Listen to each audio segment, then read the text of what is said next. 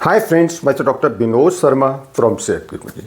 Friends, आज इस video में मैं किडनी के बारे में डिस्कस करूंगा। आजकल किडनी डैमेज के बहुत ज़्यादा पेशेंट्स मिल रहे हैं, तो वही मैं आपको बताऊंगा कि किडनी डैमेज होने पर हमको बहुत से ऐसे लक्षण दिखाई देते रहते हैं, लेकिन हम उन लक्षणों को इग्नोर कर देते हैं। और कई बार तो जब हम यूरिन करने जाते हैं तो यूरिन में क्लियर नज़र आती है कुछ ऐसी चीज़ें, ऐसे लक्षण जिनको हम लापरवाही कर देते हैं और बाद में ये किडनी हमारी डैमेज हो जाती है और डैमेज होने पर फिर इसका इलाज करना बहुत मुश्किल हो जाता है। तो आज इस वीडियो में मैं इसी टॉपिक पर डिस्कस करूंगा कि किडनी डैमेज होने के क्या क्या कारण हैं और अगर किडनी डैमेज हो जाएगी तो उसके अंदर क्या क्या लक्षण दिखाई देंगे, यानी कैसे पहचानेंगे लक्षणों के आधार पर कि इसकी किडनी डैमेज हो गई है। और अगर किसी को किडनी डैमेज के लक्षण नज़र आ रहे हैं तो हमें कौन कौन सी जाँच करानी चाहिए। इसके अलावा किडनी को बचाने के लिए, यानी किडनी को मजबूत और स्ट्रॉन्ग बनाने के लिए हमें क्या चीज़ें खानी चाहिए और क्या चीज़ें नहीं खानी चाहिए, इस सब के बारे में मैं डिटेल्स में डिस्कस करूंगा। तो आप शुरू से लास्ट तक अगर ये मेरी वीडियो देखते रहेंगे तो आप सही से समझ पाएंगे। हमारे शरीर में दो किडनी होती हैं। रीढ़ की हड्डी के दोनों ओर एक एक किडनी होती है, रिब केज के ठीक नीचे होती है और इसका बीन शेप्ड स्ट्रक्चर होता है और ये साइज में फिस्ट यानी मुट्ठी टाइप की होती है। इसके अलावा जो दो किडनी में से अगर एक किडनी किसी वजह से ख़राब भी हो जाए तो एक किडनी से भी पूरी लाइफ आराम से ढंग से जिया जा सकता है।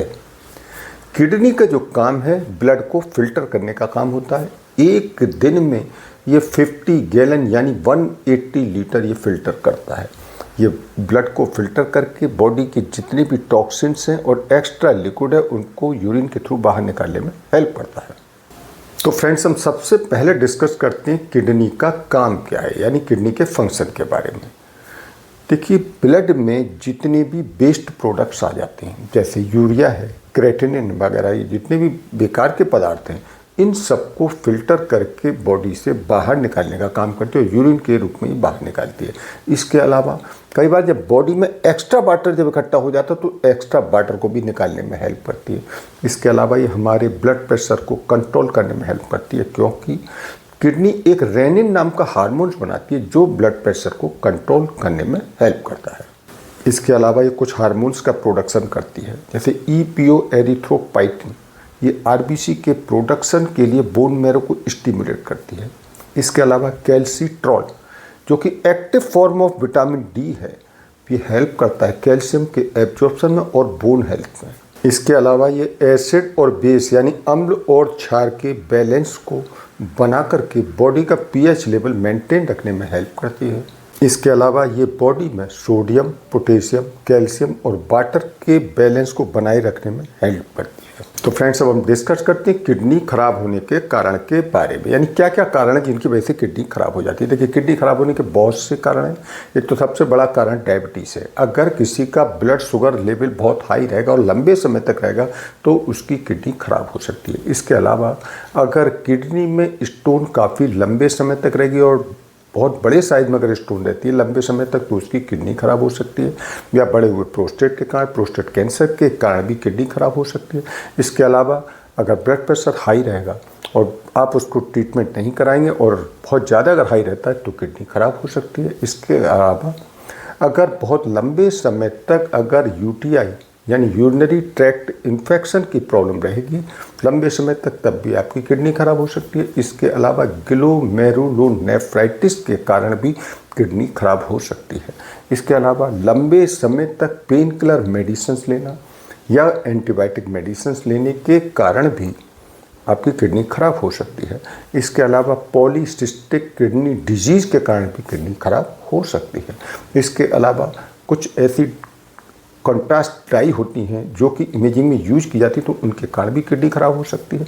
इसके अलावा कभी कभी जेनेटिक फैक्टर भी होता है किडनी खराब होने का, यानी कि किसी के मदर फादर में या दादा दादी नाना नानी में भी अगर ये किडनी की प्रॉब्लम रही है तो हो सकता है कि उनके आने वाली जनरेशन में किडनी की प्रॉब्लम हो जाए।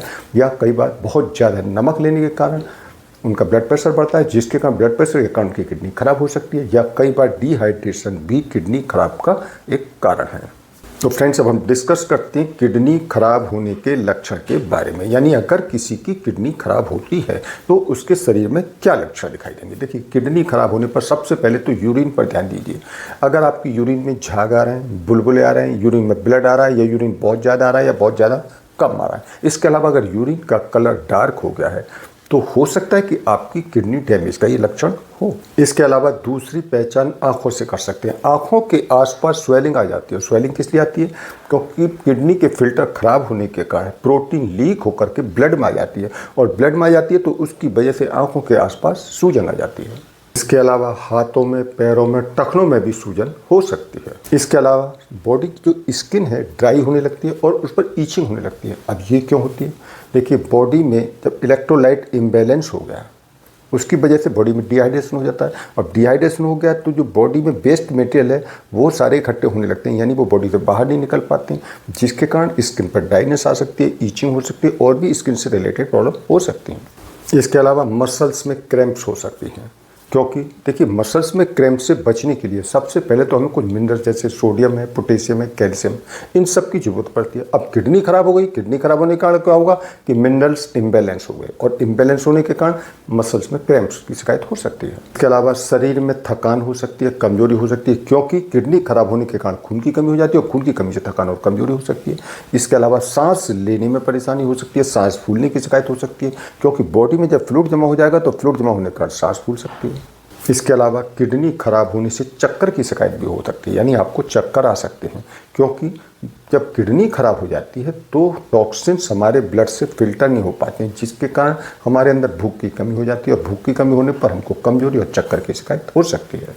इसके अलावा हाई ब्लड प्रेशर हो सकता है, आपको जी मिचलाना या उल्टी की शिकायत हो सकती है, भूख आपकी ख़त्म हो सकती है या भूख बहुत ना के बराबर लग सकती है। इसके अलावा आपके मुंह से बदबू आ सकती है, आपका टेस्ट एक मेटेलिक टाइप का टेस्ट महसूस होगा। इसके अलावा कंसंट्रेशन की कमी भी हो सकती है। अब हम बात करते हैं टेस्ट के बारे में। देखिए, अगर किसी पेशेंट के अंदर किडनी फेलियर के लक्षण दिखाई दे रहे हैं तो हमें कौन से टेस्ट कराने चाहिए। देखिए, सबसे पहले ब्लड टेस्ट कराइए। ब्लड टेस्ट में सीरम क्रिएटिनिन का टेस्ट कराना चाहिए। बढ़ा हुआ अगर क्रिएटिनिन आ रहा है तो इसका मतलब ये किडनी फेलियर की तरफ इशारा है। इसके अलावा ब्लड यूरिया नाइट्रोजन टेस्ट यानी BUN का टेस्ट कराना चाहिए। BUN क्या है कि ब्लड यूरिया एक तरह का बेस्ट प्रोडक्ट है, अगर ये बढ़ा हुआ आ रहा है तो ये भी किडनी फेलियर की तरफ इशारा है। इसके अलावा एक EGFR का टेस्ट कराता है। EGFR टेस्ट से हमें ये पता लगता है कि किडनी का फंक्शन कितना अच्छा काम कर रहा है, यानी किडनी ब्लड को कितना अच्छी तरह से फिल्टर कर रही है। इसके अलावा यूरिन एनालिसिस करा सकते हैं। यूरिन एनालिसिस में प्रोटीन, शुगर, एल्बुमिन का पता चलता है। इसके अलावा ACR टेस्ट होता है।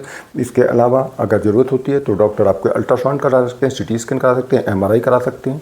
इसके अलावा एक बायोप्सी टेस्ट भी कराया जाता है, जिसमें किडनी से एक छोटा सा टिश्यू पिन से निकाल करके और उसका चेक किया जाता है। तो फ्रेंड्स, अब हम बात करते हैं कि किडनी को हेल्दी रखने के लिए हमें कौन सी चीज़ें लेनी चाहिए और कौन सी चीज़ें नहीं लेनी चाहिए। तो सबसे पहले मैं बताता हूँ कि किडनी को हेल्दी रखने के लिए हमें क्या चीज़ें नहीं लेनी चाहिए। देखिए, एक तो किडनी को अगर आप स्वस्थ रखना चाहते हैं तो नमक को कम कर दीजिए, यानी 5 ग्राम पर डे से ज़्यादा नमक ना लें।